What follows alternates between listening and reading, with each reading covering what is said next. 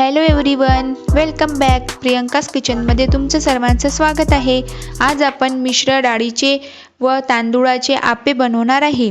सर्वप्रथम आदल्या दिवशी रात्री 2 वाटी तांदूळ, 1 वाटी मूग डाळ, 1 वाटी उडीद डाळ, 1 वाटी चवळी आणि अर्धी वाटी चणा डाळ व 1 छोटा चम्मच मेथी दाणे हे सर्व स्वच्छ धुवून भिजत घालावे. त्यानंतर दुसऱ्या दिवशी सकाळी ते मिक्सरमध्ये बारीक वाटून फर्मेंटेशनसाठी ठेवून द्यावे. फर्मेंटेशन झाल्यानंतर तुम्हाला लागेल तसं मिश्रण घेऊन त्यामध्ये कांदा, टोमॅटो, हिरवी मिरची व कोथिंबीर हे सर्व बारीक कापून मिक्स करावे आणि चवीनुसार मीठ व थोडा सोडा टाकून ते मिक्स करावे व नंतर गॅसवर आप्पे पात्र ठेवून ते गरम झाल्यानंतर त्यामध्ये थोडं तेल टाकून व मोहरी टाकून ते मिश्रण आप्पे पात्रामध्ये टाकून झाकण ठेवावे आणि गॅसच्या मध्यम आचेवर आप्पे होऊ द्यावे.